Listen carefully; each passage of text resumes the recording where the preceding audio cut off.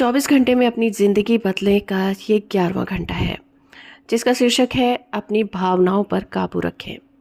दोस्तों, चाहे हम इस बात को पसंद करें या ना करें, भावनाएं हमारे जीवन का अभिन्न अंग है।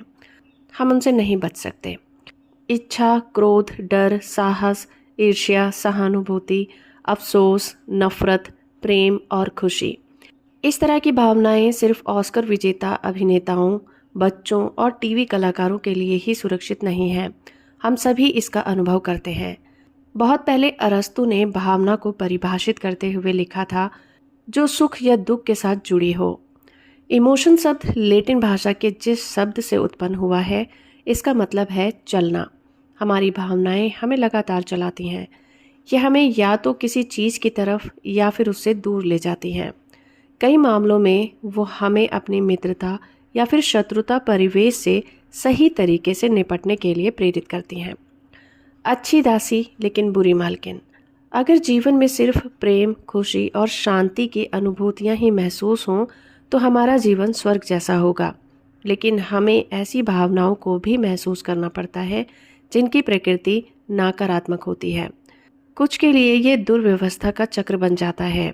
जैसा स्कॉटिश दार्शनिक डेविड ह्यूम ने लिखा था, दुख और निराशा से क्रोध उत्पन्न होता है, क्रोध से ईर्ष्या, ईर्ष्या से दुर्भावना और दुर्भावना से दोबारा दुख। इस तरह चक्र पूरा हो जाता है। डॉक्टर काफ़ी समय से जानते हैं कि भावनात्मक गड़बड़ी आमतौर पर शारीरिक समस्या से पहले आती है। बीमारी सिर्फ विषाणुओं से ही पैदा नहीं होती। दरअसल आपका कमजोर प्रतिरक्षण तंत्र उन विषाणुओं को आपके शरीर में घुसने का मौका देता है। जब आपकी भावनाएं असुरक्षित होती हैं तो आपका प्रतिरक्षण तंत्र भी असुरक्षित हो जाता है। बीमारी फूटे हुए बांध से बहते हुए पानी के समान है। अगर हताशा, निराशा और डर जैसी नकारात्मक भावनाएं लंबे समय तक कायम रहें तो ये मन नियंत्रणकारी शक्ति बन जाता है और शरीर उसके अनुरूप प्रतिक्रिया करता है। जैसा रॉजर लेस्ट्रल ने लिखा था, हमारी प्रबल भावनाओं के साथ भी आग और पानी वाली बात लागू होती है। वो अच्छी दासी लेकिन बुरी मालकिन है। मशहूर मनोविज्ञान अब्राहम मास्लो के अनुसार हमारा व्यवहार दरअसल 5 बुनियादी आवश्यकताओं की प्रतिक्रिया है। उन्होंने इस आवश्यकता को निचले क्रम से उच्चतर क्रम में व्यवस्थित किया है। उन्होंने कहा है कि जब तक हमारी निचली आवश्यकताएं पूरी ना हो जाएं, तब तक हम उच्चतर आवश्यकताओं को संतुष्ट करने के लिए स्वतंत्र नहीं हो सकते। पहला है शारीरिक आवश्यकताएं, जैसे कि भोजन, पानी और हवा। दूसरा है सुरक्षा की आवश्यकताएं, जैसे कि खतरे के भय से स्वतंत्रता, परिचित और सुरक्षित के आसपास रहने की ज़रूरत। तीसरा है जड़ों का एहसास और प्रेम की आवश्यकताएं, जैसे कि संबंध, जुड़ाव और स्वीकृति। चौथा है सम्मान की आवश्यकता, जैसे कि उपलब्धि, शक्ति, प्रतिस्पर्धा, प्रतिष्ठा, ओहदा, मान सम्मान।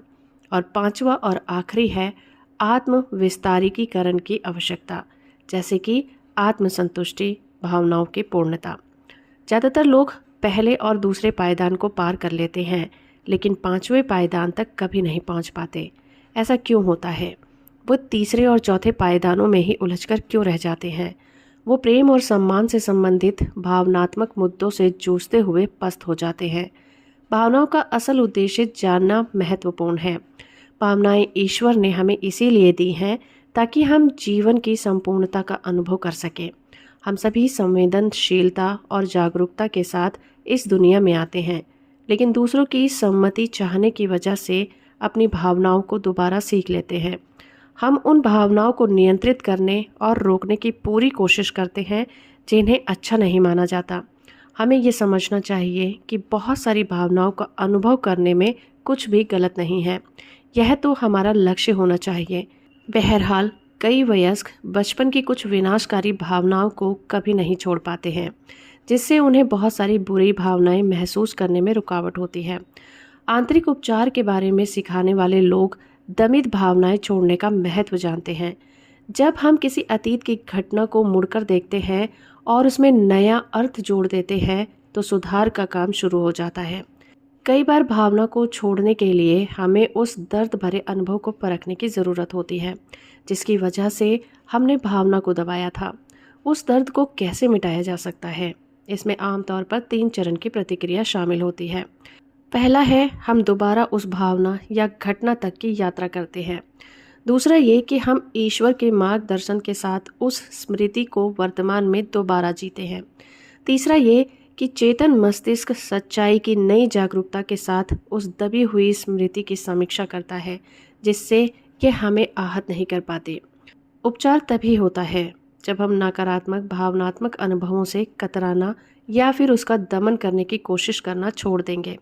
जैसा कार्ल युंग ने कहा था, जो इंसान अपने मनोवेगों के नर्क से नहीं गुजरा, वो उससे कभी नहीं उबर सकता। तो इसके लिए जिम्मेदार कौन है?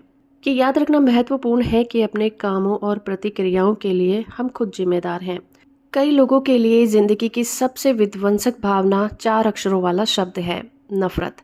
ऐसा लगता है जैसे किसी खास व्यक्ति के बारे में सोचने भर से ही नकारात्मक भावनाएं पैदा होने लगती हैं। हमें ये सवाल पूछने की ज़रूरत है, समस्या की वास्तविक जड़ क्या है? जर्मन कवि हरमन हेस ने सीधे मुद्दे की तह तक जाकर कहा था, अगर आप किसी व्यक्ति से नफरत करते हैं तो आप उसकी किसी ऐसी चीज़ से नफरत करते हैं जो आपका भी हिस्सा है। जो हमारा हिस्सा नहीं है उससे हम विचलित नहीं होते। हम दूसरों की उन काली छायाओं पर ही नकारात्मक प्रतिक्रिया करते हैं जो हमारे भीतर भी हैं। क्या आपने कभी किसी को कहते सुना है, मैं उसके आसपास रहना बर्दाश्त नहीं कर सकती, ये मुझे बहुत नाखुश कर देती है? चाहे हमें इस बात का एहसास हो या ना हो, दूसरे हमसे जो भी कहते हैं और हमारे साथ जो भी करते हैं वो हमें सिर्फ तभी प्रभावित कर सकता है जब हम खुद को प्रभावित होने दें। हमारे भीतर जो भी होता है वही हमें सचमुच प्रभावित करता है। ईसा मसीह ने सिखाया था कि व्यक्ति के भीतर जो जाता है उससे वो दूषित नहीं होता, दूषित तो वो उससे होता है जो उसके दिल से बाहर आता है। हम नफरत या ईर्ष्या जैसी भावनाओं से कभी मुक्त नहीं हो सकते जब तक कि हमें यह एहसास ना हो जाए कि दूसरे लोग हमारी खुशी के लिए जिम्मेदार नहीं हैं, वो हमारे दुख के लिए भी जिम्मेदार नहीं हैं। इन भावनाओं से चकनाचूर हो चुके संबंधों पर प्रतिक्रिया होनी चाहिए कि हम अपनी भावनाओं के लिए अपनी जिम्मेदारी स्वीकार करें। ये उसकी गलती है अगर वो नहीं होता। जैसे बहानों को छोड़ने की ज़रूरत है, क्योंकि वो हमें व्यक्तिगत जिम्मेदारी लेने से रोकते हैं। लोगों के साथ हमारा व्यवहार भावनात्मक प्रतिक्रियाओं की अनंत धारा है। द लैंग्वेज ऑफ फीलिंग्स में डेविड विस्कॉट कहते हैं कि जब भी 2 लोग मिलते हैं, फौरन गर्मजोशी या ठंडेपन, शक्ति या असुरक्षा का एहसास पैदा हो जाता है। हर व्यक्ति किसी दबंग आदमी की उपस्थिति से ही खतरा महसूस करने लगता है, भले ही उसने कुछ भी न कहा हो। आप जो परिवर्तन महसूस करते हैं वो सामने वाले का भावनात्मक आभा मंडल है। यह व्यक्ति की भावनाओं के साथ बदलता रहता है। हाल के वर्षों में हुए जीव वैज्ञानिक शोध में एंड्रोफिन्स की खोज हुई। इस खोज में एक प्रवर्तक डॉक्टर कैंटिस पर्ट थे। उन्होंने एंड्रोफिन्स का वर्णन करते हुए कहा है, शरीर इन रसायनों को पैदा करता है और ये अफीम से भी बेहतर दर्दनाशक है। ये शरीर पर संजीवनी जैसा असर भी डाल सकते हैं। ये रसायन कैसे बनते हैं? दर्जनों तरीकों से, जिनमें पीठ थपथपाने, गले लगने या मुस्कुराने जैसे छोटे छोटे काम शामिल होते हैं। प्रेम और प्रशंसा मिलने पर ये रसायन पैदा होते हैं जो हमारी भलाई के लिए बहुत महत्वपूर्ण है। हम सभी में दूसरों के साथ अच्छी तरह जुड़ने की क्षमता होती है। हम सभी आत्म जागरूकता, आत्म स्वीकृति, व्यक्तिगत विकास, स्वायत्ता और गहरे व्यक्तिगत अनुभवों को शामिल करने में सक्षम होते हैं। बहरहाल इन क्षेत्रों के विकास के लिए कोशिश की ज़रूरत होती है। इंसान ईश्वर की अनूठी रचना है। अपनी पहचान बनाने और फिर इसमें निरंतर सुधार करने की योग्यता हमें बाकी प्राणियों से अलग करती है। ईश्वर ने हमें ये परिभाषित करने की क्षमता दी है कि हम कौन हैं। इसके अलावा उन्होंने हमें ये फैसला करने की स्वतंत्रता भी दी है कि क्या हम खुद को पसंद करते हैं।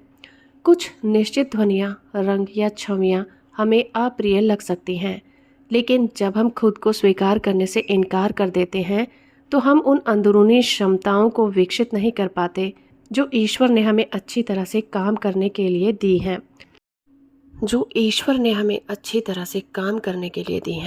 हमें बाइबल की यह बात नहीं भूलनी चाहिए, ईश्वर का साम्राज्य तुम्हारे भीतर है।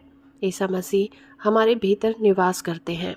इसीलिए हम में अपना मूल्य बढ़ाने और खुद को उस तरह से देखने की योग्यता है जिस तरह ईश्वर हमें देखता है। हमने नया इंसान गढ़ लिया है जो अपने रचयिता ईश्वर की छवि के अनुरूप ज्ञान को नवीनीकृत करता है। यह दुनिया बहुत सुंदर है, बशर्ते आपका दिल इसमें रम जाए। शिक्षा में विचार और भावना में हमेशा स्पष्ट अंतर किया जाता है। कॉग्निटिव डोमेन में हमारा मस्तिष्क शामिल होता है। हमारा क्या मतलब है, हम कैसे समझते हैं, हम इसका विश्लेषण कैसे करते हैं, हम इसे कैसे लागू करते हैं। लेकिन एक और दुनिया भी है जिसे भावनात्मक क्षेत्र के रूप में जाना जाता है, जिसमें हमारा हृदय शामिल होता है। आप किसी चीज़ के बारे में कैसा महसूस करते हैं, आपकी भावना क्या है, आपको कैसा एहसास हुआ। जी के चेस्टरटन इसे इस तरह से कहते हैं, आँख से दिल तक एक ऐसी राह है जो बुद्धि से होकर नहीं गुजरती है। अगर आपका संकल्प संज्ञानात्मक स्तर पर ही रुक जाए तो आपको कभी जिंदगी में सार्थक परिवर्तन का अनुभव ही नहीं होगा। इस स्थिति में इकलौता लाभ यह होगा कि आप में लोगों के सामने मूलभूत बातें स्पष्ट करने की योग्यता होगी। कॉस्मेटिक सर्जरी के जाल में फंसने के बजाय हमें इस आधार पर निर्णय लेना चाहिए कि भीतर होने वाली चीज़ें ही महत्वपूर्ण हैं। जॉर्ज बर्नार्ड शॉ सतही नहीं बल्कि गहरी बात कर रहे थे जब उन्होंने कहा था, खुद को साफ और चमकदार बनाए रखें। आप ही वो खिड़की है जिससे आप दुनिया को देखेंगे। आपने यह बात सुनी होगी, इंसान जैसा सोचता है वैसा ही होता है। लेकिन सच इतना ही नहीं है, आपको 3 खोए हुए शब्द जोड़ने की ज़रूरत है। इंसान जैसा अपने दिल में सोचता है वैसा ही होता है। कहाँ? उसके दिल में। आपकी भाषा भी आपके वास्तविक स्वरूप का आईना है। जो दिल से भरा होता है वही मुंह से निकलता है। अच्छे विचार सोचने और चतुराई भरे शब्द बोलने से ही कायाकल्प नहीं होगा, आपका सच्चा चरित्र भी तो भीतर है। 20 साल से ज़्यादा समय से फ्रेड ब्रिन्स के व्यवहार का एक स्याह पहलू था।